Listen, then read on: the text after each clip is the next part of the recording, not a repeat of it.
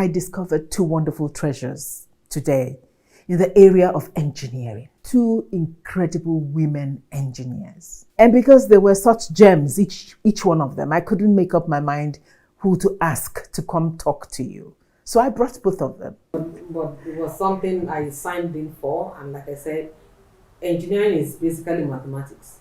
And because I love mathematics, virtually all the subjects we did had to do with mathematics. Whether you are doing electrical engineering, mechanical department and all that, all of them had a way you needed to solve some problems. So it was good for me. I had good schoolmates. That's a lovely angle to bring. Sometimes when we think about a male-dominated profession, we're thinking about you're competing. But isn't it lovely to know that what they did with you was actually adopt you and, be protective? They were protective. That is nice. I loved my classmates. They were really protective.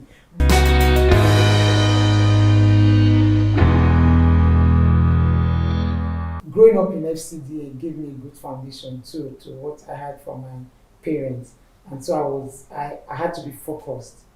And doing the work as a quality control engineer was interesting. I started with the Federal Secretariat Plot 3. Wow, you were part of the people that built it. Yeah. I moved on to Plot 2. So now we can blame you if we don't like the building. No, there's really nothing to like, not to like about the building. Yes. You see why people were rushing, when the buildings were complete, they were rushing to move down from Lagos to occupy those buildings. But they're good, and they are monumental buildings, and I was part of them, and I'm glad I was part of those. But even in National Assembly, Phase 1, Phase 2, Phase 3, I was a quality control engineer in those projects. So I look at them today, I'm proud that I was part of that project. I'm proud that at least there wasn't anything my boss could come out to tell me, Valerie, these are the stories about you in that project, because it gave us a good foundation. Once I had one ugly incident that I told them, there's what they call the slump test. When she was talking, they talked about setting of the cement. Now you mix the cement, it must meet a particular test for you to be sure it doesn't collapse. And we did the slump test, the concrete failed. It wasn't because they didn't do it well, but they brought the wrong mix to the plant. Okay. The one they brought was supposed to be going for the foundation, is the kind of mix you use for the foundation of a building. These were casting columns. And this slump test will help you to know whether the concrete you brought was good enough or not for that thing.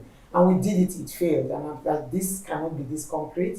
This is not the mix we want for this element of work. And laborers, they are anxious to quickly finish and run out of the place and move to the next one. And it was causing delay. So once we saw it, and the supervisor from the contractor side said, no, we need to move this thing out and bring the right one. They were making contact to see what happened. And as I turned my back to leave the site after giving and writing the instruction, the laborers that they were telling to move the cement away, the nozzle of what they did to pump the concrete, just poured it on me as I was wow. Wow. So I was drenched with concrete. Wow. Yeah. The supervisor reacted to it. She became the color. So I became the color, like you said. So it wasn't the fault of the engineers on site. I was just talking of laborers who saw this young, small girl. We will teach her a lesson. Has come now to stop us from finishing this and moving to the next one. But of course, the engineers on site were looking at the effect of using a wrong concrete to cast an element as serious as the columns. So that was just one ugly incident on site. But outside it, good working relationship with all my colleagues all along. There hasn't been much discrimination. It was good, actually, and that's great news. That's encouraging for many of our viewers, because for some of them they may hesitate about becoming engineers, but it's good to know that it's really a lot. It may be stories that for many who are actually doing it, it's not a bad thing. They've been able to work very amicably with most people, and I think that's good too, as a female engineer. Okay. I mean, if you're already looking at yourself as if I'm a woman and giving excuses, I need to go pick my children, I need to do this, I need to do that, it can also instigate a discriminatory attitude. Okay. So if they see you're consistent and disciplined. You said you want to be an engineer, Plan your programs outside the office. Okay. Let people know what your programs are. If I need to go pick my children, I shouldn't let it affect my job. Yeah. So she will talk more about APWEN. We do a lot of teaching people what they call work-life balance. Even though people always say you can never have a good work-life balance, it can never balance. But in a way, you can work in such a way that I'm not going to let my family life interfere so much in my job that people will begin to disrespect me. So That's a great point to take a break, because then you're going to now tell us a bit more when we come back about this work you, as what did you call it? APWEN? APWEN is doing. These two ladies you see here have done a great deal when it comes to the Engineering Association. We'll be back. We'll be back to discuss. Thank you.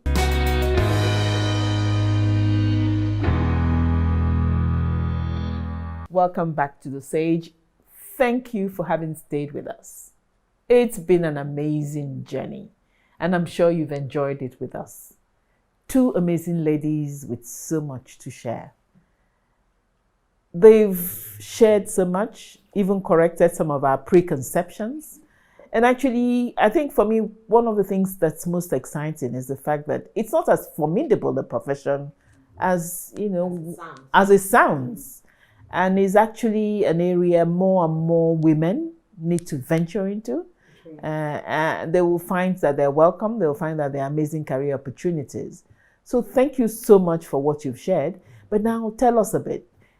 Apart from your rise and your success within the engineering career, in terms of your engineering career, I know for certain, I've done a lot of research on both of you, so you can't escape, that you've made amazing contributions to the Association of Engineering itself. And please share that with us, because you've done that. To be able to do that, you've combined your busy jobs with this extracurricular. We know in the end that's what it is. So let me start with Valerie. Tell us about what you've done within the Association of Engineers. Thank you.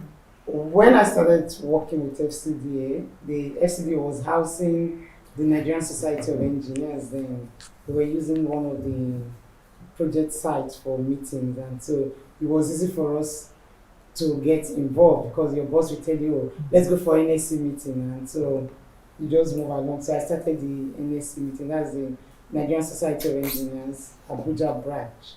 Started going for meetings, and as young engineers, they'll call you, have to do this, have to do that.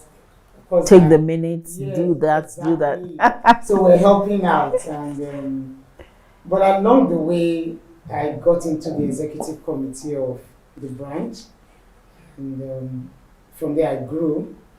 Never contested for chairmanship, but I was assistant secretary, I was financial secretary, I was treasurer, and after that I became chairman of APWEN Abuja branch. What is APWEN? APWEN is Association of Professional Women Engineers of Nigeria. It was actually started by a very great lady, Engineer Billy Okeke. I won't say anything. Yeah, please don't say anything. CFRO, former head of service of the Federation. First female. Yeah, first female. I could go on first day. She actually started the Abuja branch. I want my viewers to know that someday we might drag that lady to the set.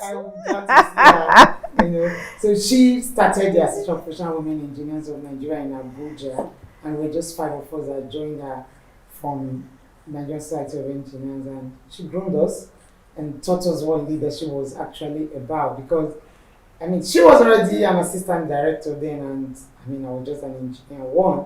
I think the most senior person in our midst was an engineer 2, which was a grade level 9 officer.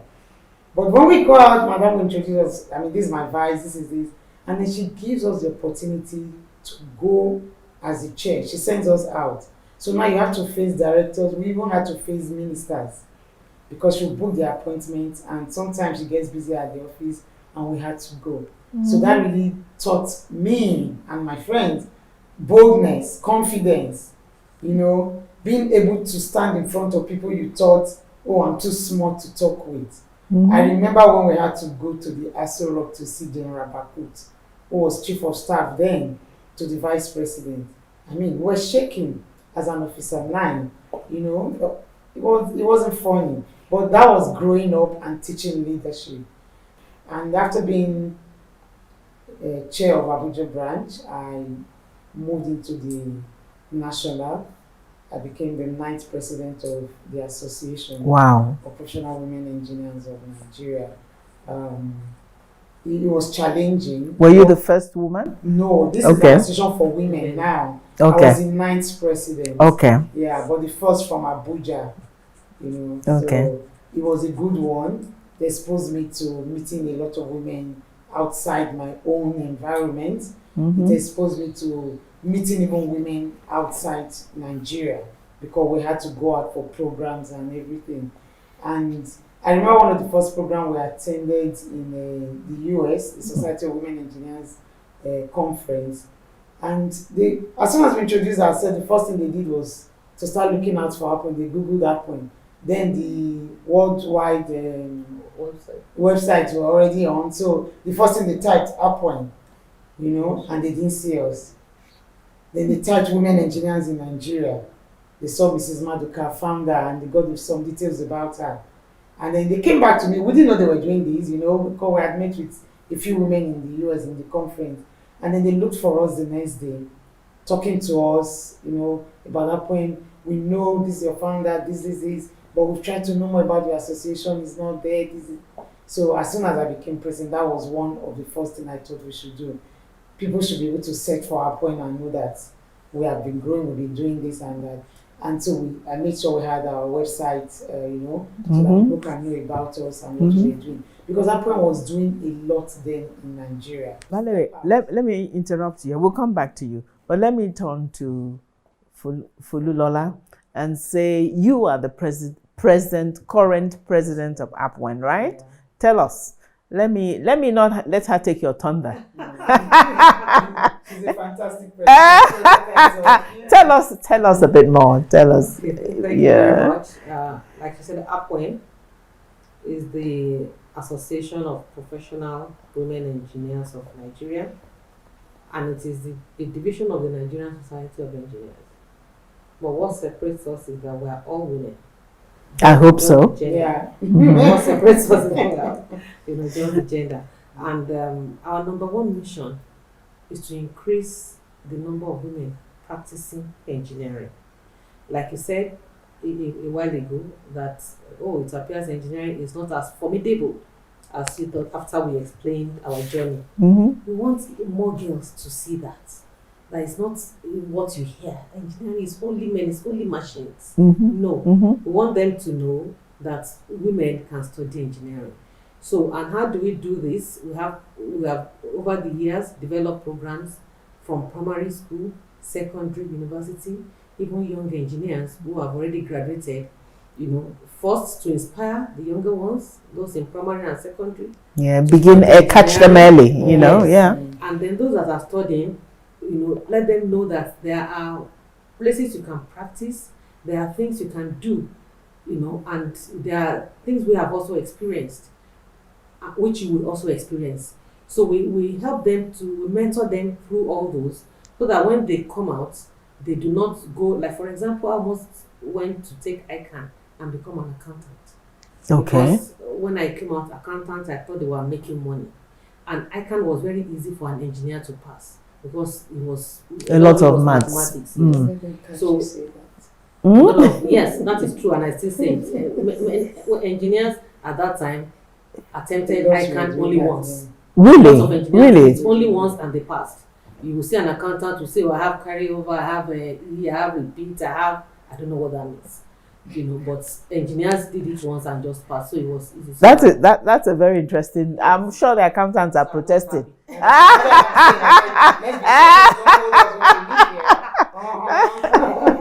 Anyway, so because of that, we have programs that we mentoring programs mostly.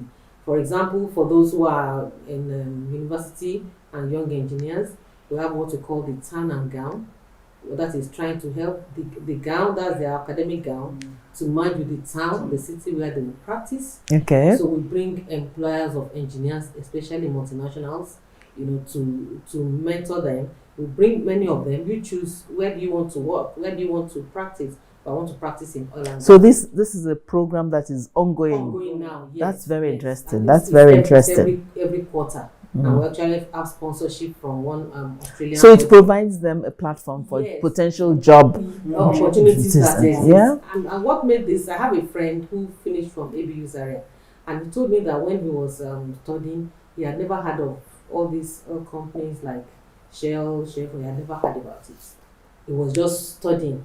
But it was when he now went for youth service and started practicing in Warri, he now realized why so many of those that came from the south, they will be studying as if their life depended on it, because they needed to make a first class or 2-1 to work in those places. So this program is to enlighten them. We take it. It's for all the. We take it by geopolitical zone, to enlighten them that these are the opportunities that are, so that they can now focus their study and okay, I would like to work in this kind of place. And this is what their HR that came said that they always look for in new people they want to employ, so they can focus and prepare themselves and make themselves ready. Can I ask you? Industry. Valerie had told us that you APWEN established a website, so you now have one. Yes. For our viewers who are listening, the young engineers there who may want to benefit from this amazing project you have on, how do they contact you? Okay. So that, and when do they know when it's about? Yes, yeah. Our website is apwen.org, apwen.org. That is it. And even the young engineers and the students, our website is versatile now. They can actually register as members on the website. At the back end, we'll be able to assess them and know whether they qualify to be members or not, or whether they upload their certificates and whatever documents that they claim. So the engineering students, yes, are they associate members? Yes. We have, okay. We have collegiate members. Collegiate, okay. Yeah, those are the ones in the yes, and then we have the corporate members, those who have graduated, and of course fellows for the older ones. And so all those programs like that from the cradle, from primary school, let's say primary 5 and 6, we take them to boot camps. We have boot camps, that we organize, and what we just teach them is basic engineering experiments on basic engineering concepts. For example, one last year they built a hydraulic jack. Okay. From popsicle sticks. Somebody teaches them. We put popsicle sticks together. Children in primary school? Yes. Really? Put popsicle sticks together, gum it this way. Okay, this particular was for secondary school. Okay. And then, you put your water, the hydraulic, inside the, what do you call the injection that you guys do? Syringes, synonymous to the syringes. Yes, the syringe. Put in the syringe and then they push it and then see it go up. And so a light bulb comes up in their mind. Oh, so this is what the hydraulic jack that my mother uses to jack up the car. This is how it works. And then they become interested. We just want them to be interested. They may not stop, because not everybody will study engineering. It may not be in line with, like she wanted to be a doctor, but she later discovered that she's not really a doctor. She doesn't like blood. She doesn't like pain. So how will she become a doctor? She doesn't like smell. So you may find out that you don't really fit for it, but we don't want those who have engineering aptitude to lose it. Go away, because somebody told them it's for men, or somebody tells them it's hard, you'll be carrying engine or something. We don't want to lose those. Or you will not get husband. Or you will not get husband. That one is also bad. So those are things we try to do from cradle to until maturity, so that they can know those things. Amazing. And our work is doing well. I mentioned just earlier, I just won an award from Harvard University, the Derek Bock Award for public service, and it was. I think we need to clap to that. And it's the work that we do in APWEN that I use in applying for that. Oh, isn't that amazing? Yes, I just said these are the things I've done with secondary school, with primary school. These are the things I'm doing with young engineers. I'm trying to help women to become engineers and show them that they can become. That's all. thing. Absolutely. So it's all part of it's a full package. APWEN is a full package. It's a full package actually. And like I would say, it gets better every year. With each, you've been growing stronger and stronger. It just gets better, gets more interesting, gets more innovative, and so many things. So for engineers who are there who have not decided to join APWEN, you're missing a lot. I think they should come on board so they can also mentor the younger one. Because we have a lot of work to do in mentoring. I want to emphasize that because I think you both made very excellent point, because sometimes people wonder why associations exist. They exist for these very wonderful reasons you have discussed here. That network is important because we provide each other support, and it doesn't matter the age, professionally. You see, the elders can provide mentorship and wisdom and advice. The young ones can learn how to progress in the career, and also the networks help in terms of referral and so on. I learned a lot from the younger ones because, like I said, even when I was president, good enough. I mean, she's not younger than me, but because she had IT issues, she had knowledge. Everything I had to do with you were analog. Even when I had it, I was analog. Even when I had to make presentations, once I finished my presentation, I even just do the small PowerPoint. I had to say, Funmilola, I need your help. I'm going for this presentation. And she put it right for me. So she's brought in a lot of technology herself and the immediate past. I mean, they brought in a lot of technology into the way we do things, and that's why I admire them. And that's why I said some engineering technology as well. Yes, engineering and even medical. Yes, because we were conscious of safety. I mean, during the COVID, they gave out a lot of sanitizers, and we give a lot of education on how to keep safe and everything. So even medical, we do a lot of medical tips, and all. So APWEN is interesting, and it has helped us. It exposed us a lot, especially for me. It was my stepping stone into the international scene, APWEN introduced me to the international scene, and because of the work, just like she presented the work and it gave her an award. The award. Talking about a global, absolutely. An international recognition of your work. I wish we could just go on discussing. It's been wonderful. But my team is telling me, that we need to wind up. So can I turn to you ladies again and say, before we say goodbye, can you just say a few words? What would be your parting word to our viewers? To everybody, both young and old, really. But you've been through a lot. You've learned a lot from your journey of life. Can you share a few pearls of wisdom? Who do we start with? Can start with the president. She's my president. Okay, Madam President, we'll start with you. Everything you ever will need is on the inside of you. You need to be present. You need to be patient and look for it. All the hard work that you do, it's good to work hard, but you must work hard on something that came out from the inside of you, not something that you copy somebody at or whatever. So you need to sit down and reflect and look for that thing, so that when you are working hard, you are working towards success. Amazing, thank you. And Valerie? Yeah, for me, I would first of all want to talk to parents. Please don't deprive your children from being engineers. And engineering actually makes the world a better place. Engineering makes things go on. So please allow your children to read engineering, especially the girls. And for the boys, don't look down on the female because they want to do engineering. And for those who are already engineers, whatever you are experiencing, you are not alone in it. Others have experienced it. When you come together, you are able to network and share ideas, share solutions to the problem you're going through, and that will help you to make a success of your career. And for those who have succeeded, please be a helping hand to those who are coming behind you. Don't pull the carpet or the ladder after you have climbed up. Or the plug. Allow others to come up also and meet you at the top. So see you all at the top. Thank you. See you all at the top. What a wonderfully entertaining, wonderfully informative show. I thank them most sincerely from the bottom of my heart, as they say. I mean, the pearls of wisdom said it all, from Funmilola, who talked about, you have it in you, let nothing stop you. Go for it. And Valerie, who talked about taking others along, reach the top. When you take others along, that's when you get to the top. And also when you're coming down, you'll probably meet them. Exactly.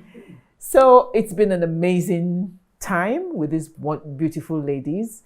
Ladies who have accomplished so much, but who have also demystified the apparently male-dominated profession for us, and who are telling us very strongly that it's a profession that is very fulfilling, and it's a career where they're encouraging more and more young people, but also more and more women to come into. And because when you do that, apart from the satisfaction of the job, there's also the satisfaction of an association that is vibrant and ready to support you on your journey. We thank you all for having been with us, and do tune in next week for another exciting episode of The Sage. Thank you.